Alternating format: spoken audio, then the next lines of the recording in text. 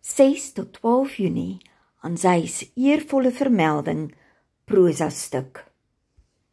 O vir my skildery, geskryf deur Marietjie Steenkamp.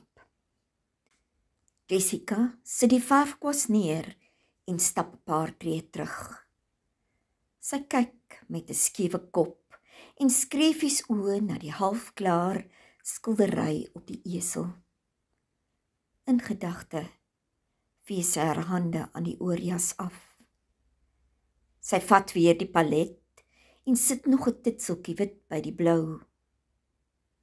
Haar oë mee die doek en huiwerig bring sy die kwas nader. Maar toe sy wegstap, bly dit ongebruik op die tafeltjie lê. Dit is vandag die eerste keer in 'n lang tyd wat sy weer verf. Haar gedagtes is 'n warboel van emosie wat sukkel om 'n lêplek te kry. Sy stap kombuis toe om tee te maak.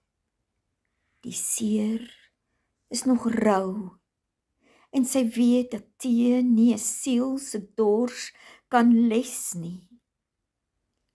Kom na my toe, almal wat dors het, sê sy saggies vir haarself.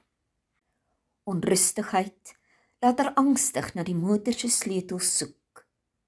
Sy kyk vlugtig in die groot gangspieël en die beeld daarin lyk vaag bekend. Kan dit sy wees? Haar hande is koud teen haar wange. Sy vat haar handsak en stap die lang gang af. Voor haar spieël die sonstrale helder patrone deur die gekleurde glaspanele in die voordeur. Dit dans vrolik op die houtvloer, maar vanoggend sien sy dit nie raak nie.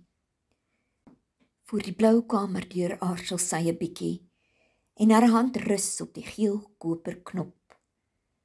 Sy stoot die deur oop en haar oë dwaal deur die vertrek. Die gordyne is styf toegetrek en sy moet haar oë 'n paar keer knip om mooi te kan sien. Dit is die groot teddybeer wat haar vasgenaal hou en vir 'n oomblik haar van stryd bring. Skielik is sy haastig om deur die gang met sy baie toetdeure te kom en sy stap na waar daar vars lug is. Jessica stop nooit langs die pad nie. Dis te gevaarlik, het haar ma gesê. Is gevaar 'n groter vrees as om alleen te wees? Langs die pad stop sy, stap die veld in en begin armsvol van weelige kosmos pluk.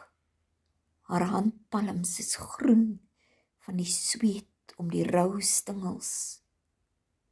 Julle is soos die lelies van die veld.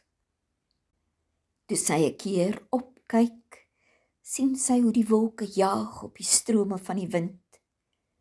Haar gedagtes is terug by die esel en die blou verf op die palet en dan weer na die hemelruim bokant haar. Sy wens dat sy weer kind kon wees en sorgeloos en uitgelate kon lag en speel. Hoe lank sy so besig was met haar gedagtes, weet sy nie. Sy het tred verloor met die tyd. Toe sy op haar horlosie kyk, besef sy dat dit byna te laat is. Die dreuning van die motor verdoof byna haar angstigheid, verlepte kosmos. Hoe kan sy? Sy draai die kar terug in die rigting van die blomme smous. Sy ken haar goed en draf gretig met die bossie pers laventel op haar af. Is dit al vir mevrou vandag? Niks eers vir die huis nie? Sy antwoord skaars en vertoon haar beursie. Sy weet dat die geld veel te veel is, maar dit maak vandag nie saak nie. Die smous wou nog soek vir klein geld en kyk verlig op toe Jessica sonder om te wag vertrek. Die laning met die regop boompies is 'n bekende gesig en hulle wag haar stil swaiend in. Selfs die wind word amper eerbiedig. Jessica se spore lê in die grys klippies voor haar. Dis asof 'n afwagting in die lug hang en sy kyk om asof sy iemand hier verwag. Sy tel nie meer die rye soos eers nie. Ritmies stap sy en draai na die wit engeltjie regs af. Sy's een met die emosie wat vlak in haar lê en haar bene wag op die lamheid wat kom. By die derde grafie kniel sy. Die verlepte blomme van gister buig verwytend voor haar. Sy het weer die water vergeet. Trane volg die bekende paadjies van haar gesig en sy proe die sout op haar lippe. Vader, vergeef hulle. Sy probeer nie meer die trane keer soos vroeër nie en die verwyt bring elke stukkie seer terug. Sy bedek haar gesig met haar hande. Hoe lank sy so gesit het, weet sy nie. Haar vingers is stram om die bossie lavendel en eintlik kyk sy op.